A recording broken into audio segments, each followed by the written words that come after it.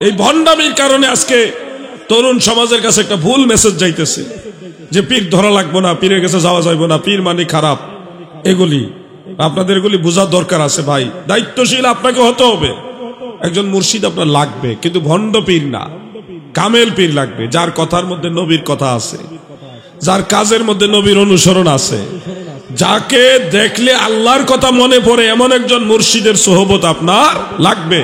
একা একা আপনি কখনোই মঞ্জিলে মাকসুদে পৌঁছতে পারবেন না।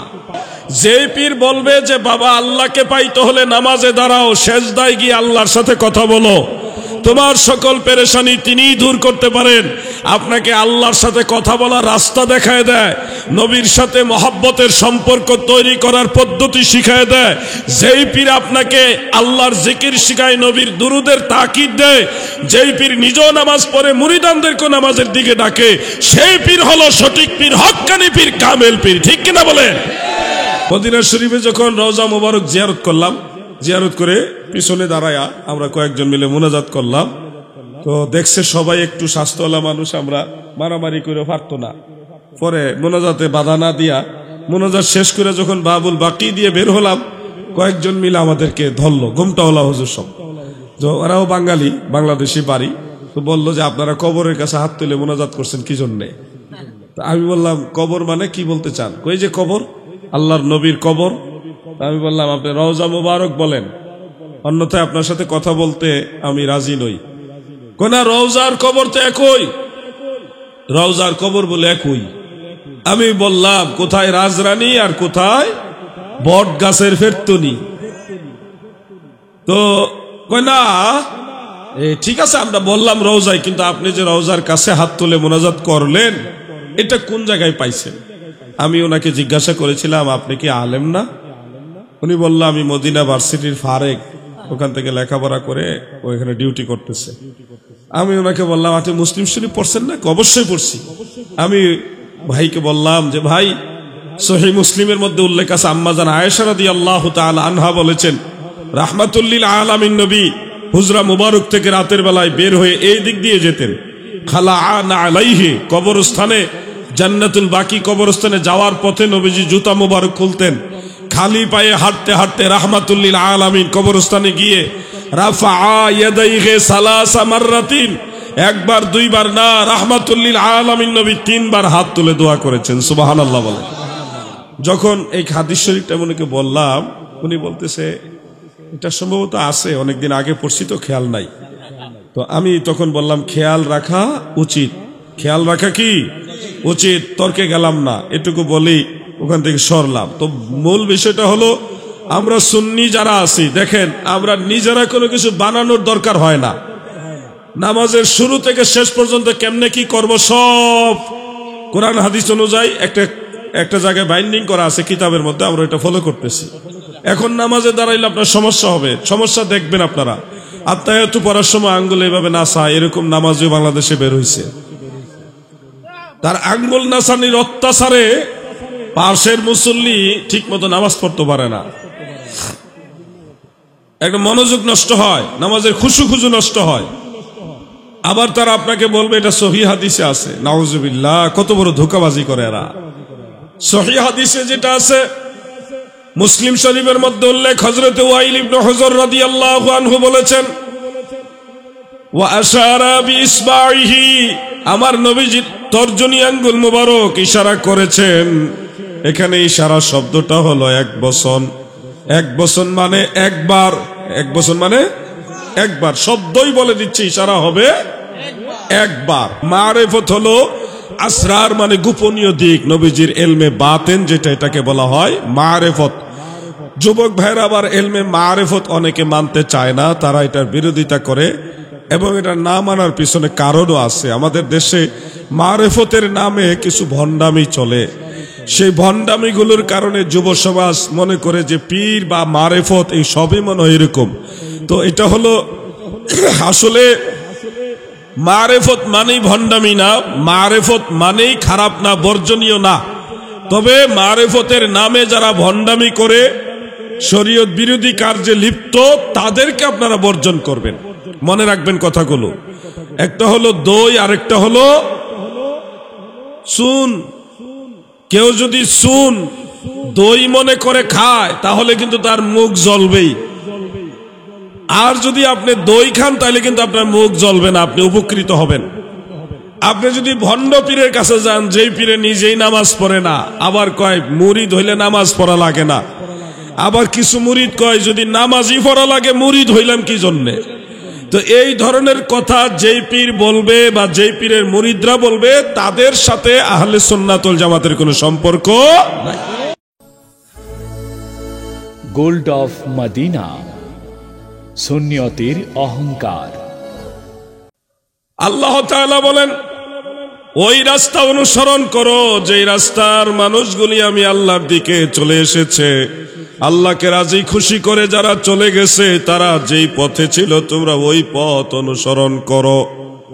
ওই যে কবি বলেছে, চালাও মোদের সে পথে যে পথে তোমার প্রিয়জন গেছে চলি। এটা সূরা ফাতিহার অনুবাদ করতে গিয়ে তিনি বলেছিলেন, ইহদিনাস সিরাতাল মুস্তাকিম সিরাতাল্লাযীনা আন'আমতা আলাইহিম, আল্লাহ আমাদেরকে সরল সঠিক পথে পরিচালিত করুন, যেই পথে আপনার নিয়ামত প্রাপ্ত অনুগ্রহ প্রাপ্ত বান্দারা পরিচালিত হয়েছে। আপনাদেরকে আগে ঠিক করতে হবে আপনারা কোন পথে চলবেন। যদি ওই দিক আপনারা ঠিক না করেন, রাস্তা ঠিক না করেন, তাহলে সারা জীবন দৌড়াইয়া আখেরাতে গিয়ে দেখবেন আপনার জীবনটাই বৃথা চলে গেছে ভুল পথে।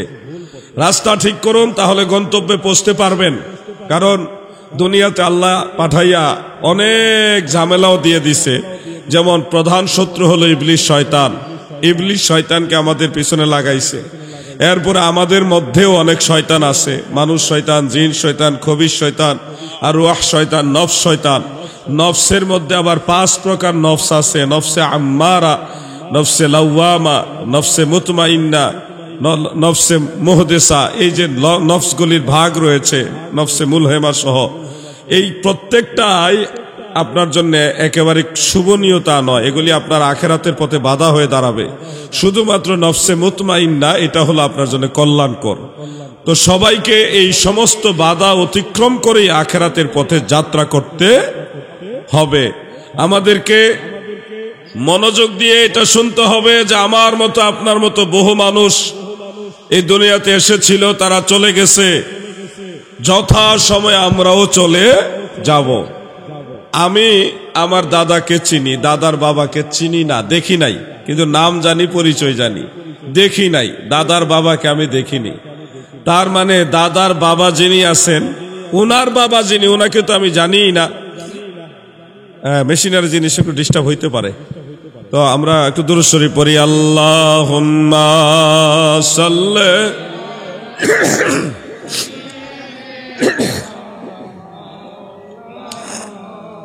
মুহাম্মদ ওয়া আলা আলি সাইয়্যিদিনা।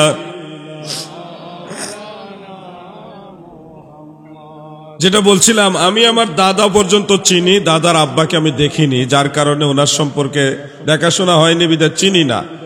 আপনাদের বেলাও হয়তো দাদার বাবাকে অনেকে হয়তো দেখছেন, কিন্তু দাদার বাবার বাবা যিনি, দাদার দাদা যিনি, ওনাকে কিন্তু আপনারা কেউ দেখেননি। তার মানে ওনার সাথে একটা আন্তরিকতা, পরিচয় এটা কারোই নাই।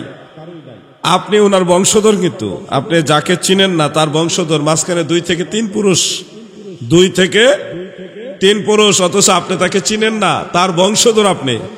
আপনি একদিন মারা যাবেন, মারা যাওয়ার পরে আপনাকেও 2 পুরুষ বা 3 পুরুষের মাথায় কেউ চিনবে না।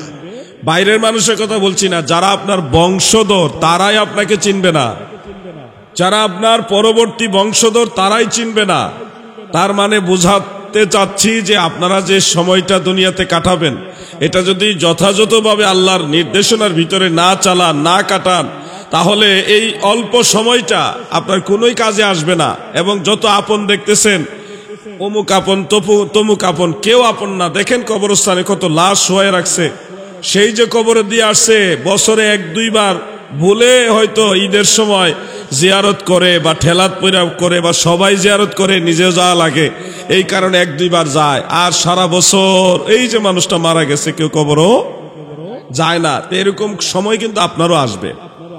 2 দিনের পরে যাহা যাবে চলে, সেই ঘিলটি ও লটি পালটিলে মিশে মোহ বসে জ্ঞান হারাইলে নাহি বুঝে নিলে আক্ষেপের রসেল। শরীরটা অসুস্থ ছিল, আজকে মাহফিলে আসার আশা ছেড়ে দিছিলাম, বিছানা শুয়ে ছিলাম। গলা কিন্তু ভাঙ্গা না, গলা ঠিক আছে, কিন্তু কাশের কারণে ডিস্টার্ব হচ্ছে।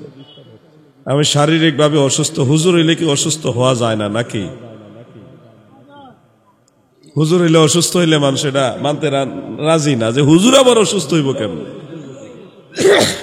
তো যাই হোক, আপনাদের দোয়া আছে।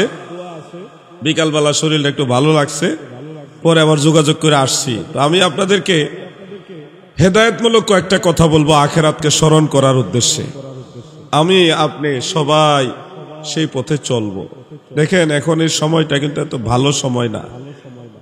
আমি আশ্চর্য হই মাঝে মধ্যে যে আল্লাহ রসুলের ভবিষ্যৎবাণী মোতাবেক কিয়ামতের এত আলামত আমি দেখব, যেটা আমি মাঝে মধ্যে আশ্চর্য হই যে আমি এতগুলি আলামত কেন দেখছি। যেমন ঘরে ঘরে সুদ ঢুকে গেছে, সুদ, ঘুষের লেনদেনটা একটা নরমাল একটা লেনদেন হয়ে গেছে।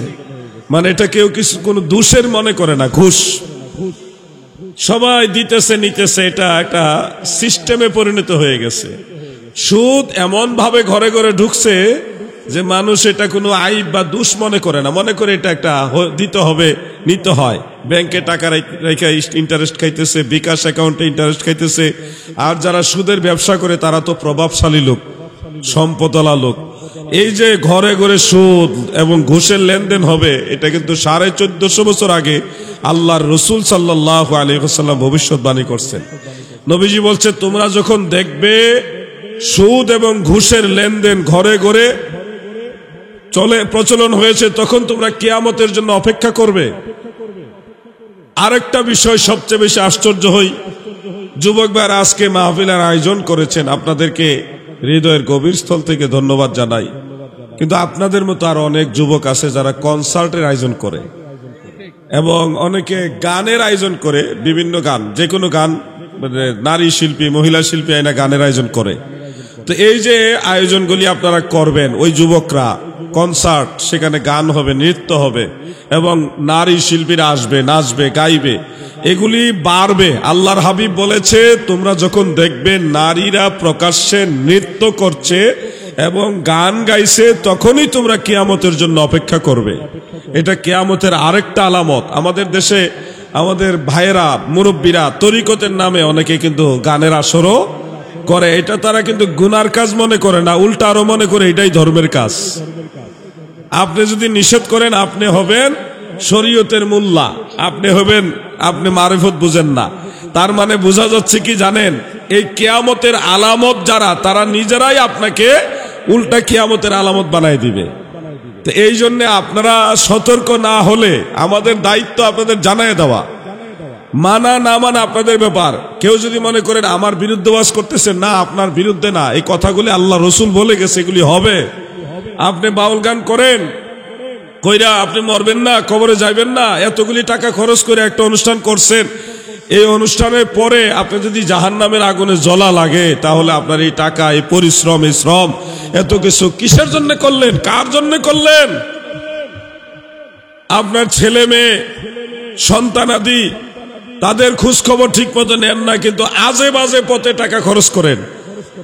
এই বিষয়গুলি আপনাদের বুঝতে হবে। দুনিয়াটা রং তামাশার জায়গা না রে ভাই, এটা অল্প সময়ের জায়গা, আমার জন্যও আপনার জন্যও। আমি ছোটবেলায় এই যে তাদের মতো খেলাধুলা করছি, কিন্তু আমি এখন আয়নার সামনে দাঁড়াইলে দেখি যে না, আমারও তো সময়, যে কোনো সময় আজরাইল আসতে পারে। চুল পাইকে যাইতেছে, পাইকে গেছে অনেক। তো এই যে একটা সময়, এইভাবেই তো মানুষ ধীরে ধীরে দুর্বল হয়ে যায়। জোয়ার শেষে ভাটা পড়লো, চিন্তা করলি না রে মন, যাইতে হবে গোরস্থানে, আসিলে তোমার সমন। গলা টানে নাকি বুঝলাম না, গলা বসা না তো, আমি তো ওয়াজ করছি। গলা টানে নাকি গলা বসে গেছে বুঝতেছি না আমি, আমার তো গলা ভাঙ্গা না, এটা আমার পরিষ্কার। প্রিয় ভাই আমার, দিলের কান লাগায় শুনেন, এই ফিতনার যুগে আমি যে হক কথা বলে যাব এগুলি আবার অনেকের পছন্দ হবে না। সকালবেলায় কইব কি ওয়াজ করে গেছে, শরীয়তের ওয়াজ করে গেছে। কিসের ওয়াজ? শরীয়তের ওয়াজ। আপনারা মনে রাখবেন, শরীয়ত প্রথমত দুই প্রকার, একটা জাহিরি শরীয়ত আর একটা বাতিনি শরীয়ত। জাহিরি শরীয়ত হলো ইলমে ফিকহ, কিভাবে নামাজ পড়বেন, রোজা রাখবেন, হজ করবেন, যাকাত দিবেন, এই যে বিয়ে শাদী সহ তালাক বা এই ব্যবসা বাণিজ্য সব কিছু কিভাবে করবেন, এই একজন মুমিনের জীবন ব্যবস্থা, এই আইন কানুনটাকে বলা হয় জাহিরি শরীয়ত। আর একটা হলো বাতিনি শরীয়ত। বাতিনি শরীয়ত আবার তিন প্রকার, একটা হলো তরিকত, আর একটা হাকিকত, আর একটা মারিফত। আমরা যারা সুন্নি মুসলমান, আমরা ওই জাহিরি শরীয়তও মানি, বাতিনি শরীয়তও মানি। বাতিনি শরীয়তের যে তরিকতটা হলো আপনি রাসূল পাক সাল্লাল্লাহু আলাইহি ওয়াসাল্লামের কাছ থেকে বিধানগুলি জানলেন এবং এটা বাস্তবে আমল করলেন। ওয়াত তারিকাতু আফআলি, আল্লাহর হাবিবের যে আফআল, ফেলের বহুবচন হলো আফআল, নবীজি যা যা করেছেন এই কাজটা বাস্তব জীবনে যখন আপনি করবেন, এটার নাম হবে তরিকত। ওয়াল হাকিকাতু আহওয়ালি, রাসূল পাক সাল্লাল্লাহু আলাইহি ওয়াসাল্লামের বিশেষ কিছু হাল আছে, স্পেশাল কিছু হাল, এই হালটাকে বলা হয় হাকিকত। ওয়াল মারিফাতু আসরারি, মারিফত হলো আসরার মানে গোপনীয় দিক, নবীজির ইলমে বাতেন যেটা, এটাকে বলা হয় মারিফত। যুবক ভাইরা আবার ইলমে মারিফত অনেকে মানতে চায় না, তারা এটার বিরোধিতা করে এবং এটা না মানার পিছনে কারণও আছে। আমাদের দেশে মারিফতের নামে কিছু ভণ্ডামি চলে, সেই ভণ্ডামিগুলোর কারণে যুব সমাজ মনে করে যে পীর বা মারিফত এই সবই মনে হয় এরকম। তো এটা হলো আসলে মারিফত মানেই ভণ্ডামি না, মারিফত মানেই খারাপ না, বর্জনীয় না। তবে মারিফতের নামে যারা ভণ্ডামি করে, শরীয়ত বিরোধী কার্যে লিপ্ত, তাদেরকে আপনারা বর্জন করবেন। মনে রাখবেন কথাগুলো। একটা হলো দই, আরেকটা হলো চুন। কেউ যদি চুন দই মনে করে খায় তাহলে কিন্তু তার মুখ জ্বলবেই, আর যদি আপনি দই খান তাহলে কিন্তু আপনার মুখ জ্বলবে না, আপনি উপকৃত হবেন। আপনি যদি ভণ্ড পীরের কাছে যান, যেই পীরে নিজেই নামাজ পড়ে না, আবার কয় মুরিদ হইলে নামাজ পড়া লাগে না, আবার কিছু মুরিদ কয় যদি নামাজই পড়া লাগে মুরিদ হইলাম কি জন্যে। তো এই ধরনের কথা যেই পীর বলবে বা যেই পীরের মুরিদরা বলবে, তাদের সাথে আহলে সুন্নাত ওয়াল জামাতের কোনো সম্পর্ক নাই। যেই পীর বলবে যে বাবা আল্লাহকে পাইতে হলে নামাজে দাঁড়াও, সেজদায় গিয়ে আল্লাহর সাথে কথা বলো, তোমার সকল পেরেশানি তিনিই দূর করতে পারেন, আপনাকে আল্লাহর সাথে কথা বলার রাস্তা দেখায় দেয়, নবীর সাথে মহব্বতের সম্পর্ক তৈরি করার পদ্ধতি শিখায় দেয়, যেই পীর আপনাকে আল্লাহর জিকির শিখায়, নবীর দুরুদের তাকিদ দেয়, যেই পীর নিজেও নামাজ পড়ে মুরিদানদেরকে নামাজের দিকে ডাকে, সেই পীর হলো সঠিক পীর, হক্কানি পীর, কামেল পীর। ঠিক কিনা বলেন? এই ধরনের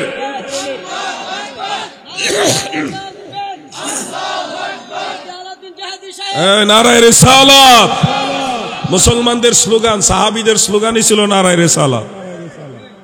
নারায়ে তাকবীর বলে থেমে যাবেন না, নারায়ে রিসালাত বলবেন।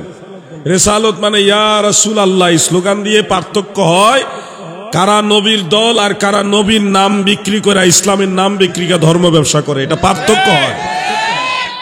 নারায়ে রিসালাত স্লোগান দিয়েছে মদিনার সাহাবারা। ইয়ামামার যুদ্ধের ময়দানে ভণ্ড নবী, মিথ্যাবাদী নবী মুসাইলামার সাথে যখন মুসলমানদের যুদ্ধ চলে, তখন ওই ভণ্ড নবী বাহিনীরাও নারায়ে তাকবীর দিছে, আল্লাহু আকবার ধ্বনি দিছে। আর মুসলমানও যদি আল্লাহু আকবার কয়, কারা কোন দল এটা তো চিনা যাইত না। তখন আল বেদায়া ওয়ান নেহায়ের মধ্যে উল্লেখ, তখন মুসলমানরা সাহাবায়ে কেরাম স্লোগান দিয়েছিল ইয়া মুহাম্মাদা, ইয়া মুহাম্মাদা, ইয়া মুহাম্মাদা, মানে নবীর নামের স্লোগান দিয়ে। তখন সাহাবীরা পার্থক্য করেছে যে মুসলমান আর মুসলমানের নামে লেবাসদারির মধ্যে পার্থক্য হলো নবীর নামের স্লোগান। এই স্লোগান বন্ধ করা যাবে না। আজকে বুঝলাম না, যাই হোক আপনারা খাস করে একটু দোয়া করেন। আমি তো এরকম সমস্যা পড়ছি না কোনোদিন, আমি তো গত মাহফিলও করলাম, কোনো ডিস্টার্ব হয় নাই। আল্লাহ ভালো জানেন, শরীর অসুস্থতার কারণে নাকি মাইকের কারণে না কি কারণে বুঝতেছি না। আল্লাহ তাআলার কাছে সাহায্য কামনা করছি, বলে না আমিন। ইয়ে করেন, এই মাইক কিছু অফ করে দেন, অফ করে দিলে আমরা ভোল্টেজটা আবার ওই আশা করা যায়। যদি মাইক হ্যাঁ করে না, আচ্ছা আল্লাহ ভরসা। দুরূদ শরীফ পড়ি, আল্লাহুম্মা সাল্লি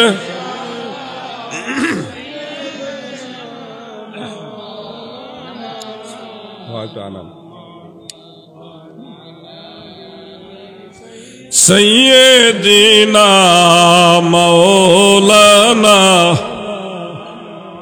আল্লাহুম্মা সাল্লি আলা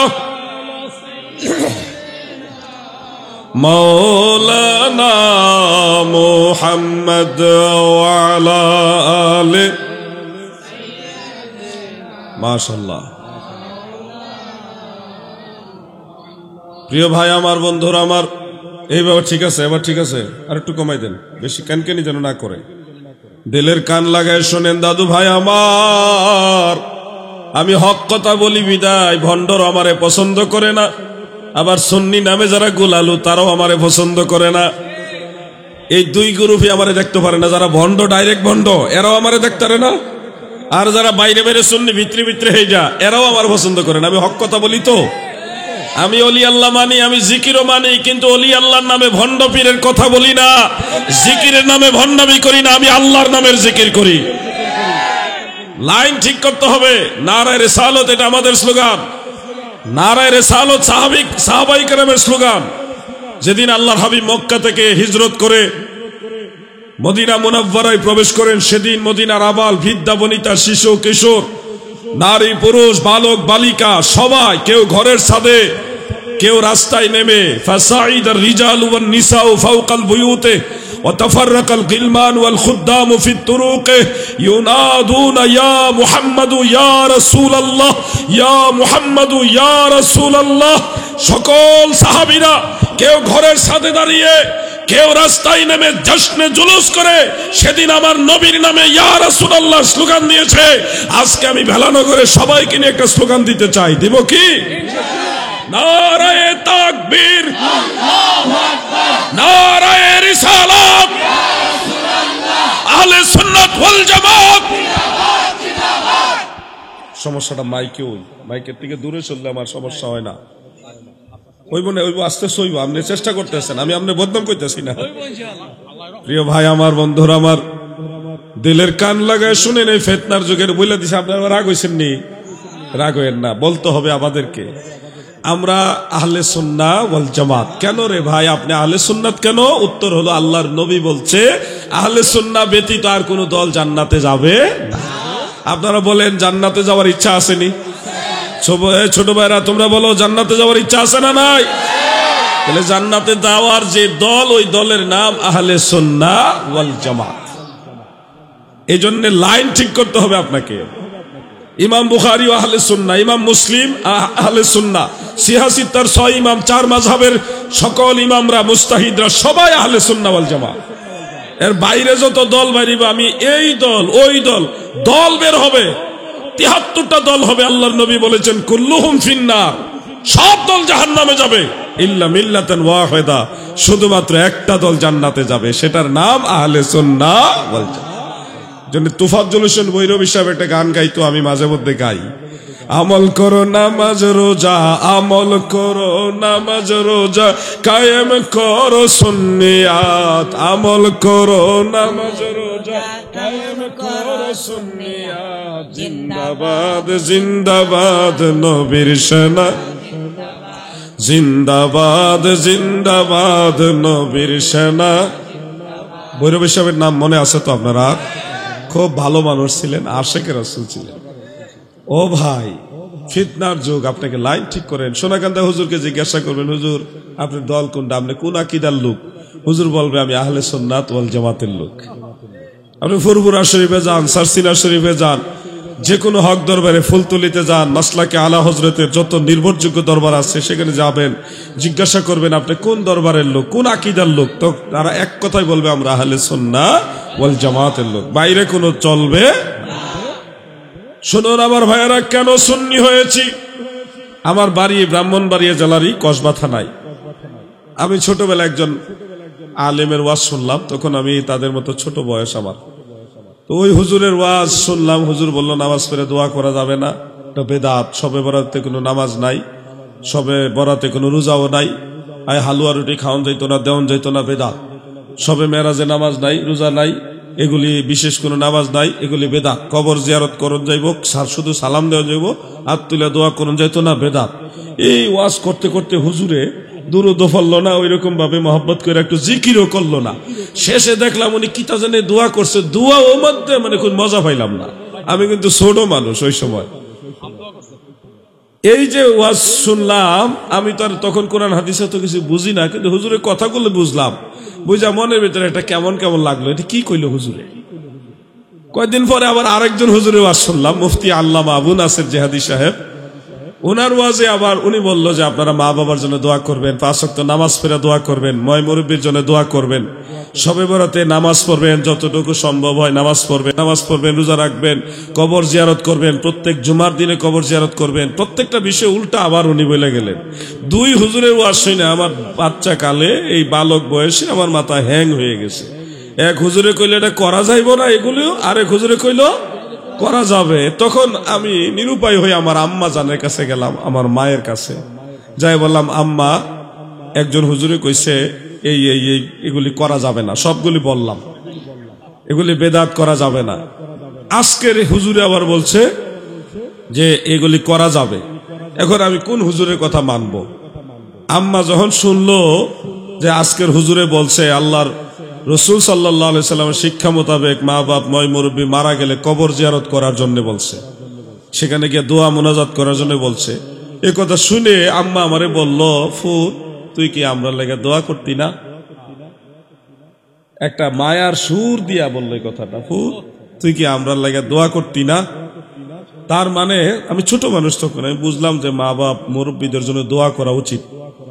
দোয়া করা কি উচিত? আমি চিন্তা করলাম তাইলে তো আগের হুজুরের পথে চলা যাবে না, আগের হুজুরের পথে চললে আমার দোয়া করা যাবে না, দোয়া করতে দিবে না। তার ওই হুজুরে বলছে দোয়া নাই, আর এই হুজুরে বলছে দোয়া আছে। তখন আমি সিদ্ধান্ত নিছি আমি যতদিন বাঁচবো ওই সুন্নি হুজুরের কথা শুনেই বাঁচবো। এই জন্য দোয়া করা শিখলাম, দোয়ার পথে থাকলাম। আপনাদেরকে আমি বলে যাচ্ছি, অনুরোধ করে যাচ্ছি, ময় মুরব্বির জন্য দোয়া করবেন, কবর জিয়ারত করবেন, কবরস্থানে হাত তুলে মোনাজাত করবেন, এটা আল্লাহর নবীর সুন্নাত। যারা আজকে এগুলির বিরোধিতা করে তারা সকালে এক কথা ফতোয়া দেয়, বিকালে আবার এই ফতোয়া চেঞ্জ করে। আমাদের ফতোয়া চেঞ্জ করার দরকার হয় না, কারণ এগুলি আমাদের বানানো কোনো ফতোয়া নাই। আগের ইমামরা কোরআন হাদিস গবেষণা করে যা ফতোয়া দিছে, সুন্নি আলেমরা সেটা শুধু অনুসরণ করে, ঠিক কিনা বলেন? আমাদের এটা বানানো লাগে না, এটা পুরান একেবারে সিলসিলা বাই সিলসিলা চলে আসছে। মদিনা শরীফে যখন রওজা মোবারক জিয়ারত করলাম, জিয়ারত করে পিছনে দাঁড়ায়া আমরা কয়েকজন মিলে মোনাজাত করলাম, তো দেখছে সবাই একটু স্বাস্থ্যওয়ালা মানুষ, আমরা মারামারি করে পারতো না। পরে মোনাজাতে বাধা না দিয়া মোনাজাত শেষ করে যখন বাবুল বাকি দিয়ে বের হলাম, কয়েকজন মিলে আমাদেরকে ধরলো, ঘুমটাওয়ালা হুজুর সব, ওরাও বাঙালি, বাংলাদেশি বাড়ি। তো বললো যে আপনারা কবরের কাছে হাত তুলে মোনাজাত করছেন কি জন্যে? আমি বললাম কবর মানে কি বলতে চান? কই যে কবর, আল্লাহর নবীর কবর। আমি বললাম আপনি রওজা মুবারক বলেন, অন্যথায় আপনার সাথে কথা বলতে আমি রাজি নই। কোনা রওজার কবর তো একই, রওজার কবর বলে একই। আমি বললাম কোথায় রাজরানী আর কোথায় বট গাছের ফেরতনি? তো না ঠিক আছে, আমরা বললাম রওজায়, কিন্তু আপনি যে রওজার কাছে হাত তুলে মোনাজাত করলেন এটা কোন জায়গায় পাইছেন? আমি ওনাকে জিজ্ঞাসা করেছিলাম আপনি কি আলেম না? উনি বলল আমি মদিনা ভার্সিটির ফারেক, ওখান থেকে লেখাপড়া করে ওইখানে ডিউটি করতেছে। আমি ওনাকে বললাম আপনি মুসলিম শরীফ পড়ছেন না? অবশ্যই পড়ছি। আমি ভাইকে বললাম যে ভাই, সহিহ মুসলিমের মধ্যে উল্লেখ আছে আম্মা জান আয়েশা রাদিয়াল্লাহু তাআলা আনহা বলেছেন, রাহমাতুল লিল আলামিন নবী হুজরা মুবারক থেকে রাতের বেলায় বের হয়ে এই দিক দিয়ে যেতেন, খালাআনা আলাইহি, কবরস্থানে জান্নাতুল বাকি কবরস্থানে যাওয়ার পথে নবীজি জুতা মোবারক খুলতেন, খালি পায়ে হাঁটতে হাঁটতে রাহমাতুল লিল আলামিন কবরস্থানে গিয়ে রাফাআ ইয়াদাইহি সালাসা মাররাতিন, একবার দুইবার না, রাহমাতুল লিল আলামিন নবী তিনবার হাত তুলে দোয়া করেছেন। সুবহানাল্লাহ বলেন। যখন এই হাদিস শরীফটা উনিকে বললাম, উনি বলতেছে এটা সম্ভবত আছে, অনেকদিন আগে পড়ছি তো খেয়াল নাই। তো আমি তখন বললাম খেয়াল রাখা উচিত, খেয়াল রাখা কি উচিত, তর্কে গেলাম না, এটুকু বলি ওখান থেকে সরলাম। তো মূল বিষয়টা হলো আমরা সুন্নি যারা আছি, দেখেন আমরা নিজেরা কোনো কিছু বানানোর দরকার হয় না। নামাজের শুরু থেকে শেষ পর্যন্ত কেমনে কি করব সব কোরআন হাদিস অনুযায়ী একটা জায়গায় বাইন্ডিং করা আছে কিতাবের মধ্যে, আমরা এটা ফলো করতেছি। এখন নামাজে দাঁড়াইলে আপনার সমস্যা হবে, সমস্যা দেখবেন আপনারা। আত্মায়াতু পড়ার সময় আঙ্গুল এইভাবে নাসা, এরকম নামাজও বাংলাদেশে বের হইছে। তার আঙ্গুল নাসানির অত্যাচারে পাশের মুসল্লি ঠিক মতো নামাজ পড়তে পারে না, একটা মনোযোগ নষ্ট হয়, নামাজের খুশু নষ্ট হয়। আবার তারা আপনাকে বলবে এটা সহিহ হাদিসে আছে, নাউজুবিল্লাহ, কত বড় ধোঁকাবাজি করে এরা। সহিহ হাদিসে যেটা আছে, মুসলিম শরীফের মধ্যে উল্লেখ, হযরত ওয়াইল ইবনে হুজর রাদিয়াল্লাহু আনহু বলেছেন, ওয়া আশারা বিইসবাইহি, আমার নবীজি তর্জনী আঙ্গুল মোবারক ইশারা করেছেন। এখানে ইশারা শব্দটা হলো এক বচন, এক বচন মানে একবার, এক বচন মানে একবার, শব্দই বলে দিচ্ছে ইশারা হবে একবার। এরপরে খেয়াল করেন, সুনান আবি দাউদে এবং নাসাই শরীফের মধ্যে উল্লেখ আছে, হযরত আব্দুল্লাহ ইবনে জুবাইর রাদিয়াল্লাহু আনহু বলেন, কানা রাসূলুল্লাহ সাল্লাল্লাহু আলাইহি ওয়াসাল্লাম ইউশিরু বিউসবুইহি ওয়া লা ইউহাররিকুহা, রাহমাতুল লিল আলামিন নবী নামাজে তাশাহুদের সময় আঙ্গুল মোবারক ইশারা করতেন, কিন্তু আঙ্গুল নাচাইতেন না, শুধুমাত্র ইশারা করতেন। বেলানগরের নবীর প্রেমিকেরা গো, আঙ্গুল কখন ইশারা করতে হবে, কোন সময় আমার দয়াল নবীজি আঙ্গুল মোবারক ইশারা করতেন, এই মর্মে ইমাম বায়াহাকির সুনানুল কুবরার মধ্যে দুইটা হাদিস উল্লেখ রয়েছে। তাশাহুদের মধ্যে যখন আমরা তাহিয়াতু পড়ি, তখন আমরা একটা সময় তাওহীদের বাক্য পাঠ করি, আল্লাহ তাআলার একত্ববাদের কথাটা আমরা বলি, আশহাদু আল্লাহ ইলাহা ইল্লাল্লাহ, এটা বলি কিনা? এখানে আল্লাহ যে একক, তিনি অদ্বিতীয়, এই কথাটা উল্লেখ আছে। আঙ্গুল ইশারা করা হয়, একটা আঙ্গুল কাকে ইন্ডিকেট করে? আল্লাহকে। আল্লাহ কয়জন? আল্লাহ একক, আল্লাহু ওয়াহিদ লা শারীকা লাহ, আমার আল্লাহ একক, তার কোনো অংশীদার নাই, শরীক নাই। এই আল্লাহর তাওহীদের কথাটা, ওয়াহদানিয়াতের কথাটা যখন তাশাহুদের মধ্যে বলি, তখনই আঙ্গুল মুবারক এইভাবে একবার ইশারা করবেন, আশহাদু আল্লাহ ইলাহা ইল্লাল্লাহ, শেষ। এরপর আঙ্গুল নামায় ফেলবেন। তাওহীদের কথা বলা হয়েছে, আঙ্গুল ইশারা হয়েছে, আল্লাহ আমার একক। যখন নবীজির কথা আপনি বলবেন, আসসালামু আলাইকা আইয়ুহান নবী ওয়া রাহমাতুল্লাহি ওয়া বারাকাতুহু, তো নবীজিকে সালাম দেওয়ার সময় আঙ্গুল ইশারা দিয়ে কি বুঝাইবেন আপনি? আঙ্গুল ইশারা তো মূল টার্গেট হলো আল্লাহ যে একক, এটা বুঝানো। এরপরে আসসালামু আলাইনা ওয়া আলা ইবাদিল্লাহিস সালিহিন, এখানে আপনি সালেহিনদেরকে সালাম দিতেছেন, ওই সময় আঙ্গুল ইশারা দিয়ে আপনি কি বুঝাইবেন? আপনি তো আঙ্গুল ইশারা করতেছেন আল্লাহ একক, এটা বুঝাইবার জন্যে। অতএব তাশাহুদে যেই সময় আপনি আল্লাহ একক তাওহীদের সেই কথাটা বলবেন, তখনই আঙ্গুল ইশারা করে আল্লাহ যে একক এটা বুঝাইয়া দিবেন। এটাই তো যুক্তিসঙ্গত এবং রাসূল পাকের হাদিস দ্বারা প্রমাণিত সুন্নাত। সুবহানাল্লাহ বলেন। তাহলে নামাজের ভিতরে আমরা আঙ্গুল ইশারা করব কয়বার? জোরে বলেন, কয়বার? একবার। মনে রাখবেন এই কথাগুলো। ইশারাটা হবে যখন আমরা বলবো তাওহীদের কথা, আশহাদু আল্লাহ ইলাহা ইল্লাল্লাহ। এই সুন্নাত মোতাবেক আপনারা আমল করবেন, নামাজ পড়বেন। কিন্তু একটা মাসালা মনে রাখবেন, যারা তাশাহুদের শুরু থেকে ওই যে আত্তাহিয়াতু লিল্লাহি ওয়াস সালাওয়াতু ওয়াত তাইয়্যিবাত, এখান থেকে শুরু করে এই যে আঙ্গুল নাসানি শুরু করছে আল্লাহর বান্দায়, একবার সালামের আগ পর্যন্ত হে নাসাইতেই আছে।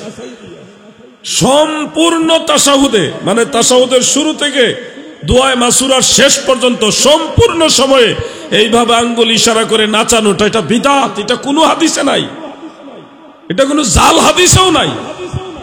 শুরু থেকে সালামের আগ পর্যন্ত আঙ্গুল এইভাবে নাচাইতে হবে সম্পূর্ণ সময়, এটা কোনো জাল হাদিসেও নাই। ওই যে এই ভাইয়েরা গোসা নেবেন না, আমি আপনাদেরকে ক্লিয়ারলি বলছি, আমি ডকুমেন্ট নিয়ে আপনাদের দেখাই দিতে পারবো। একটা হাদিস আছে, সেই হাদিসটা বর্ণনাকারী রাবি হলো ওয়াইল ইবনে হুজর রাদিয়াল্লাহু তাআলা আনহু। তিনি সেখানে বলেছেন আল্লাহর হাবিব আঙ্গুল ইশারা করার সময় আঙ্গুল নাচাইছেন।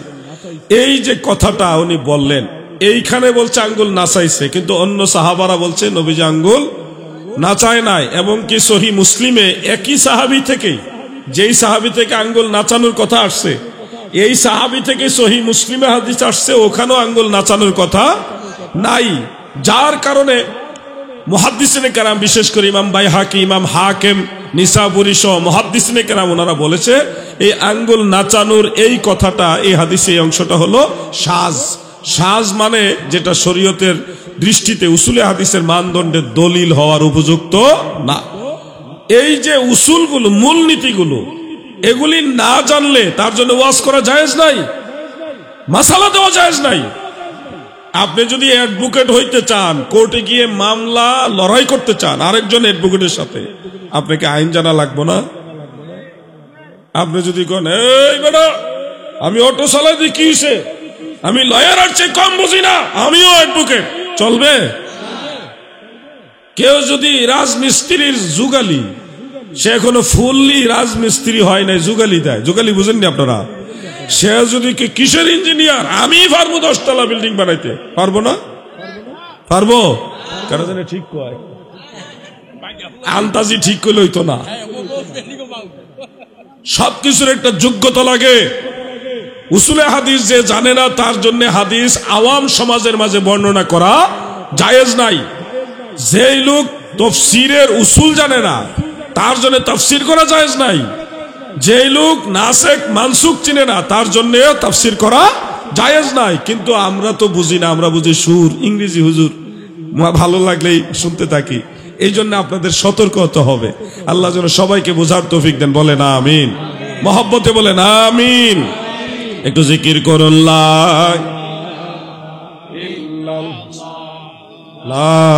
ইলাহা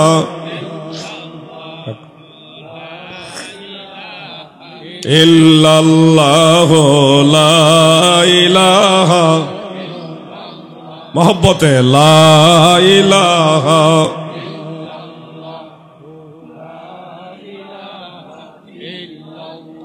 লা ইলাহা ইল্লাল্লাহু মুহাম্মাদুর রাসূলুল্লাহ সাল্লাল্লাহু আলাইহি ওয়া আলিহি ওয়াসাল্লাম। আমার দাদু ভাইয়েরা শুনেন, যেহেতু আপনারা বসছেন, আমিও ধর্মীয় গুরুত্বপূর্ণ কিছু মাসালা বলবো, এগুলো আপনাদের কাজে লাগবে। এই যে ছোট বাচ্চারা বসে আছে, আর আমাদের মুরব্বীরা খালি হাঁটাহাঁটি করতেছে, যুবকরা সহ কয়েকজন, এরা খালি হাঁটতে হাঁটতে জীবনটা শেষ হয়ে যাবো, কোনো কুল কিনার পাইতো না, খালি হাঁটতেই আছে। আর কত হাঁটতো, হাঁটুর মেঝে কত পাওয়ার তাদের। একটু পরে তো মাহফিলি শেষ, আর বইব কোন সময়? পাউল গান লাগাই দিতেন, ঠিকই বয়ে জ্বালিলে। সাদের জীবন হেলায় হেলায় চলে যাইতে লাগিল, সাধন ভজন গুরু ভক্তি কিছুই নাহি হইল, রং তামাশায় দিন কাটাইলা তুমি, রং তামাশায় দিন কাটাইলা, মায়ার জালে পড়িয়া ডুবল বেলা দেখনা চাহিয়া। এগুলি তরিকতের জগতের লোক যারা, তারা বলে তরিকত মানেই ভণ্ডামি না। যুবকদেরকে আগেও বলছি, তরিকত মানেই ভণ্ডামি না, আবার ভণ্ডও আছে। আপনি একটু যাচাই বাছাই করে সামনে এগোতে হবে। সোনাকান্দা দরবারে গিয়ে দেখেন না, হুজুরের দিকে তাকান, তাকাইলেই মনে হবে ওনার মাথার চান্দি থেকে পায়ের তলা পর্যন্ত আল্লাহ রসুলের সুন্নতের অনুসরণ। আবার কিছু বিশ্বাস আছে ঝিকিমিকি ঝিকিমিকি কাপড় লাগায়, কখনো লাল কাপড়, কখনো হলুদ কাপড়। পুরুষের জন্য রক্তের মতো লাল এবং হলুদ কাপড় ব্যবহার করা মাকরুহ তাহরিমা, গুনার কাজ। কিন্তু জানে কয়জনে? আমি যদি কই তাহলে কইব এই হুজুরে বেশি বাড়াবাড়ি করে। অনেক বক্তারাও দেখবেন লাল টুপি ব্যবহার করে, লাল পাগড়ি ব্যবহার করে। সে নিজেই সুন্নত জানে না, আপনাদেরকে ধর্ম শিখাতে চলে আসছে। এখন ওয়াজটা হয়ে গেছে ব্যবসা, এটা একটা ট্রেডিশনাল পর্যায়ে চলে গেছে, কমার্শিয়াল পর্যায়ে। ধর্ম যে কোথায় শিখবেন আপনারা সেটাই তো খুঁজে পাচ্ছেন না। সোনাকান্দা দরবারে গিয়ে দেখবেন সেই রাত্র 10টা থেকে 11টা গভীর রাত পর্যন্ত পীর সাহেব হুজুর সবাই নিয়ে জিকির করে না? 2 জুরি 4 জুরি 6 জুরি জিকির করে না? জিকিরের সময় দেখবেন কি সুন্দর, লক্ষ লক্ষ মানুষ বসে বসে ঠান্ডা মাথায় জিকির করতেছে, কোনো হাউকালি নাই, চিল্লা ফালা নাই, সবাই জিকির করতেছে। আল্লাহু আল্লাহু আল্লাহু আল্লাহ আল্লাহু আল্লাহু আল্লাহু আল্লাহ, 4 জোরে জিকির, লক্ষ লক্ষ মানুষ একসাথে জিকির করতেছে, কোনো গ্যাঞ্জাম নাই, ঝামেলা নাই। আবার অন্য জিকির দেখবেন একজনে কাসিদা বা গজল গাইতেছে, পাশের থেকে এইভাবে নাচতেছে, কি একটা অবস্থা। আবার কিছু পীর সাহেবের দরবার আছে, পীর সাহেবে গজল গাইতেছে উর্দুতে বা ফার্সিতে, আবার তারা দেখবেন বাঁশ বাইয়া উপরে উঠতেছে, যে বক্তা গজল গাইতেছে তার উপরে গিয়ে অনেক সময় উঠে, কান্দ পর্যন্ত উঠে। তো এগুলি আর সোনাকান্দা, ফুরফুরা, সারসিনা, ফুলতলি, হক দরবার সমূহ, এগুলির মধ্যে পার্থক্য করতে হবে আপনাদেরকে। আল্লাহ যে মেধা দিছে, জ্ঞান দিছে, এই জ্ঞানটা আপনাকে খাটাইতে হবে। কোন জায়গায় মানুষ আল্লাহর জিকির করে আল্লাহর জন্যে, আর কোন জায়গায় লাফালাফি ভণ্ডামি করে, এগুলি আপনাদের পার্থক্য করতে হবে। এই ভণ্ডামির কারণে আজকে তরুণ সমাজের কাছে একটা ভুল মেসেজ যাইতেছে যে পীর ধরা লাগবো না, পীরের কাছে যাওয়া যাইব না, পীর মানে খারাপ। এগুলি আপনাদের এগুলি বোঝার দরকার আছে ভাই, দায়িত্বশীল আপনাকে হতে হবে। একজন মুর্শিদ আপনার লাগবে, কিন্তু ভণ্ড পীর না, কামেল পীর লাগবে, যার কথার মধ্যে নবীর কথা আছে, যার কাজের মধ্যে নবীর অনুসরণ আছে, যাকে দেখলে আল্লাহর কথা মনে পড়ে, এমন একজন মুর্শিদের সোহবত আপনার লাগবে। একা একা আপনি কখনোই মঞ্জিলে মাকসুদে পৌঁছতে পারবেন না। একা একা ডাক্তার হওয়া যায় না, একা একা ইঞ্জিনিয়ার হওয়া যায় না, একা একা অ্যাডভোকেট হওয়া যায় না। জাগতিক জ্ঞান দেখেন, আমাদের সমাজে তো ফেতনা কেন? বক্তার তো অভাব নাই, বক্তার অভাব আছে মুরব্বী? মুফাসসিরে কুরআন, ওরে বাবা এত পরিমাণ মুফাসসির, কিন্তু সোনাকান্দা মাদ্রাসায় বা বিভিন্ন কামিল মাদ্রাসায় তাফসীর পড়াইবার জন্য মুফাসসির পাওয়া যায় না। তাফসীরে বাইজাবি দেখে পড়তারে না। ইন্টারভিউতে যখন তাফসীরে বাইজাবি দেওয়া হয়, তাফসীরে কাশফ দেওয়া হয়, দেখে ঠিক মতো এরাব দিয়ে পড়তে পারে না, কিন্তু মাহফিলের ময়দানে আন্তর্জাতিক খ্যাতি সম্পন্ন বিশিষ্ট ইসলামী চিন্তাবিদ মুফাসসিরে কুরআন, মুফাসসিরে কুরআন না, মুফাসসিরে কুরআন, এই হইল অবস্থা। শুনেন, কামেল পাশ করলেও তাকে ওয়াজে নামা ঠিক না, ফতোয়া দেওয়া ঠিক না, যতক্ষণ না একজন যোগ্য, প্রাজ্ঞ, বিজ্ঞ, প্রবীণ মুফতির সোহবতে থাকবে এবং তিনি তাকে প্র্যাকটিক্যালি মাসআলাগুলি দেখাবে, শোনাবে, বুঝাবে। এরপরে ওই মুফতি সাহেব যদি বলে এখন থেকে তুমি ফতোয়া দিও, তখন উনি ফতোয়া দেওয়া রাইট আছে, এর আগে না। মনে রাখবেন, একজন এলএলবি পাস করছে, অ্যাডভোকেট হওয়ার জন্য যতগুলি সার্টিফিকেট অর্জন করা দরকার সবই অর্জন করেছে, তারপরেও কিন্তু একজন সিনিয়র অ্যাডভোকেটের সাথে প্র্যাকটিস করতে হয়। প্র্যাকটিস করতে করতে করতে করতে পরে আইনজীবীদের একটা সমিতি আছে, ওইখান থেকে তাকে আইনজীবী হওয়ার আলাদা একটা কার্ড বা সার্টিফিকেট দেওয়া হয় যে এখন থেকে তুমিও একজন আইনজীবী, তুমি মামলা লড়াই করো। এত সোজা না। গত পরশুদিন আমি এক মাহফিলে ওয়াজ শুনছিলাম, এক বক্তা ওয়াজ করতেছে, 1 ঘন্টা সামথিং সময় ওয়াজ করছে, শুরু থেকে শেষ পর্যন্ত একটা আয়াতে কারিমার ছোট্ট একটা অংশ তেলাওয়াত করে নাই, একটা হাদিস শরীফও তেলাওয়াত করে নাই। পুরা ওয়াজে লালনের গান গাইছে, আর কয়েকটা বাটিয়ালি গান গাইছে, কতক্ষণ জিকির করছে, এই কতক্ষণ হাসি তামাশা এগুলি কইরা 1 ঘন্টা সামথিং ওয়াজ। এখন আরেকজন বক্তা এসে স্টেজে উঠছে, কমিটি নিয়ে উঠাইছে যে আপনার টাইম শেষ, এখন ওনাকে ফ্লোর দেন। উনি এখন গুসা হয়েছে, এত অল্প সময়ের জন্য আমাদের দাওয়াত দেন কি জন্য? আমাদের আরো টাইম বাড়াই দিবেন, আমাদের আলোচনা করার জন্য টাইম লাগে। আমি তো ঘরে বসে ওয়াজ শুনছি, কি ওয়াজটা করছে। তো কমিটির ছেলেরাও কয়েকজন আমার কাছে ছিল, আমি বললাম ভাই একটা আয়াতের অংশ যদি তেলাওয়াত করতো মনটারে বুঝাইতাম যে কোরআনের একটা আয়াতের অংশ তেলাওয়াত করছে, একটা হাদিস শরীফের কোন ইবারত তেলাওয়াত করে নাই। এমনিতে সে লালনের গান গাইলে আপনাদের পছন্দ, খুব বাক্কা ভালো পছন্দ, কি বক্তা দাওয়াত দিচ্ছেন আপনারা। ছেলেরা তো লজ্জায় চুপচাপ আমার সামনে দাঁড়ায় রয়েছে।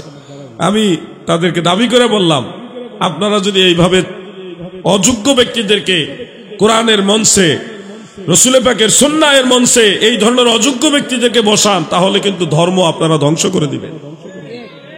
রাগ করতেছেন আপনারা? রাগ করেন না, সত্য কথাগুলি কাউকে না কাউকে বলতে হবে। যোগ্যতা অর্জন করেন, কথা বলেন, ধর্ম সঠিকভাবে আপনার কাছ থেকে আসবে। যার কারণে আমাদের যুব সমাজ কমেডিয়ান ওয়াজ না হইলে মাহফিলে বসতে চায় না। কমেডিয়ান ওয়াজ বুঝেন তো, ওই ধরনের ওয়াজ না হইলে মাহফিলে বসতে চায় না, তাদের আলাদা খোরাক দিতে হয়। এই জন্য আপনাদেরকে ধোয়াটা একটু সরাই দেন। ও ভাই তো ঠিকই কইছেন, সব দিকে আজকে সমস্যা হয়েছে। যাক, আল্লাহর কাছে সাহায্য কামনা করি। দুরূদ শরীফ পড়ি, আল্লাহুম্মা সাল্লি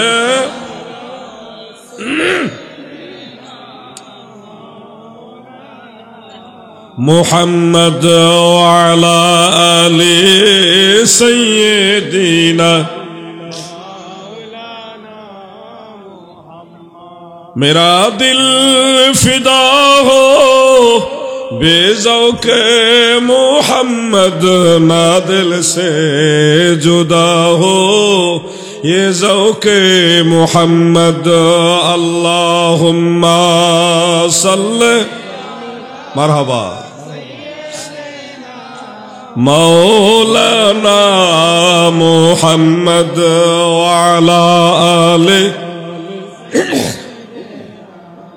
মৌলানা। প্রিয় ভাইয়েরা আমার, খেয়াল করবেন, আজকে আমি যুবকদের উদ্দেশ্য করে একটা বিশেষ অনুরোধ করে যেতে চাই।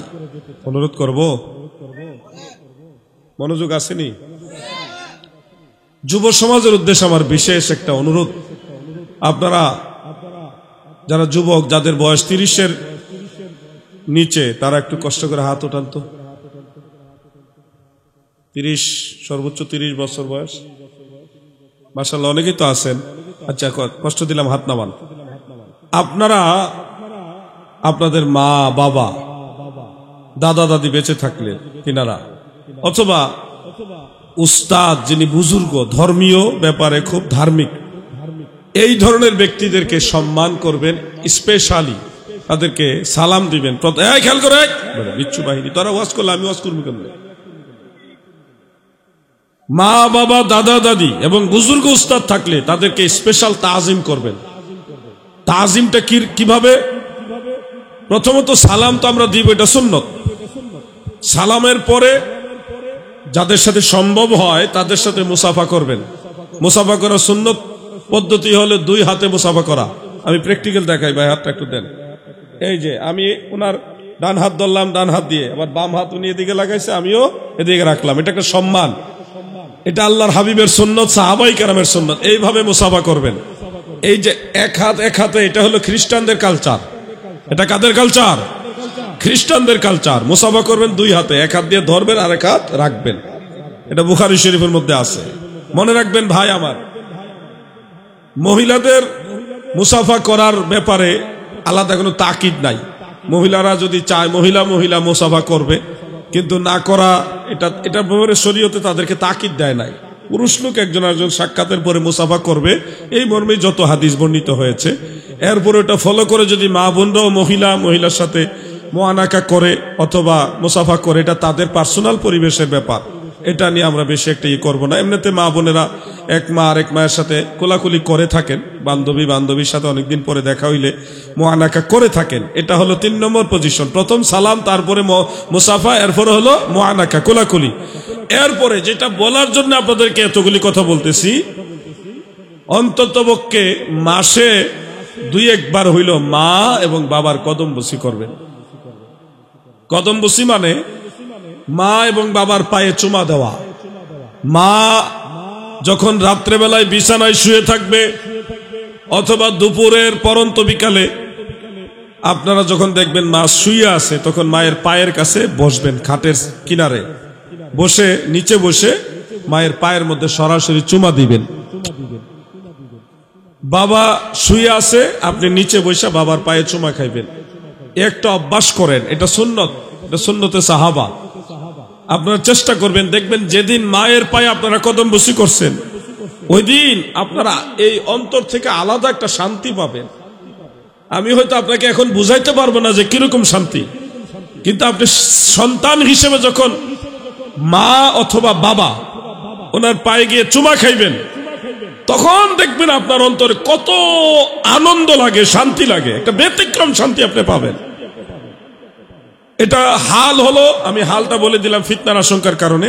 শুয়ে থাকবে মা অথবা বাবা, যখন শুয়ে থাকে আপনি খাটের নিচে বসা তখন চুমাটা দিবেন, অথবা বাপ মা চেয়ারে বসে আছে, আপনি মায়ের পায়ে এখানে বসা এই মায়ের পায়ে অথবা বাবার পায়ে চুমা খাইবেন। একটা এমন একটা কন্ডিশন নেবেন যেন সেজদার মতো না দেখা যায়, সেজদার মতো সাদৃশ্য হয়, এরকম কন্ডিশনে কদমবুসি থেকে বিরত থাকবেন, নাইলে মানুষ বিভ্রান্ত হতে পারে।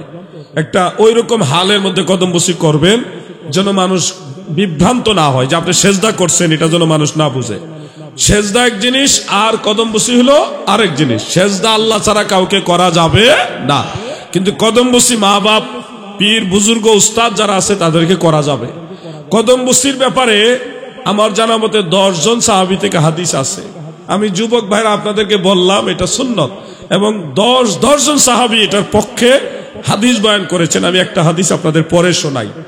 عن زارع رضي الله تعالى عنه وكان في وفد عبد القيس قال لما قدمنا المدينة فجعلناه نتبادر من رواحلنا فنقبل يد النبي صلى الله عليه وسلم ورجله رواه أبو داود قال ابن هزار اسنده زيد سبحان الله হযরত জারে বলেন আমরা মদিনা শরীফে গেলাম, যার যার বাহন থেকে দ্রুত গতিতে নেমে রহমতের নবীর হাতে চুমা খাইলাম এবং কদমবুসিও করলাম। আল্লাহর হাবিবের কদমবুসি সাহাবারা করেছে, দলে দলে করেছে। প্রিয় নবীজি কোনোদিন এটা বাধা দেয় নাই, নিষেধ করে নাই। এই জন্য যুবক ভাইরা আপনাদেরকে অনুরোধ করি, মা বাপকে কদমবুসি করবেন নি? আবার 2-1 ভাই বলেন মা বাপরে কদমবুসি করবেন নি? যুবক ভাইরা 2-1 বলেন না, বলেন মা বাপরে, যার যার মা বাপ, অন্য না।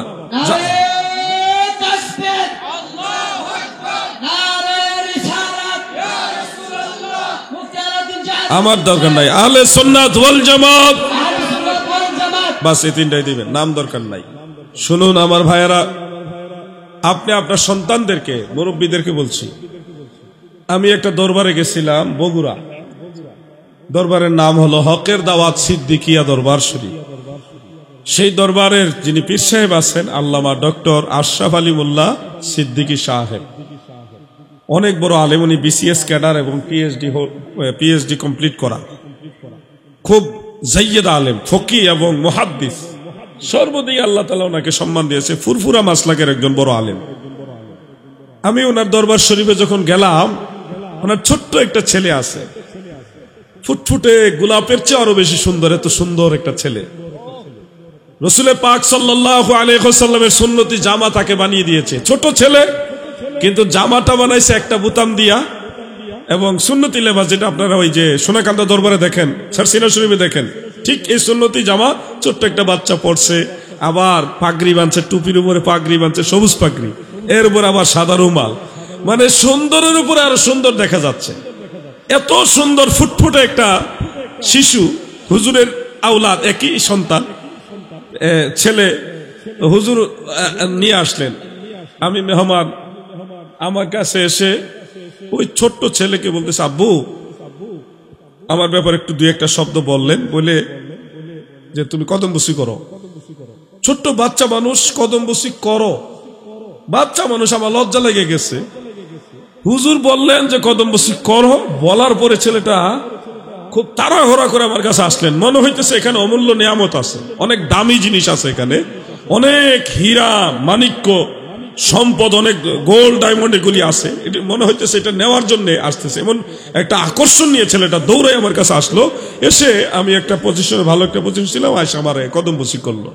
আমি দৃশ্যটা দেখে হুজুরের কাছে লজ্জিত শর্মিন্দ হয়ে বললাম, হুজুর সে ছোট মানুষ, বাচ্চা মানুষ, তাকে দিয়ে কদম বসি করানো কি দরকার ছিল?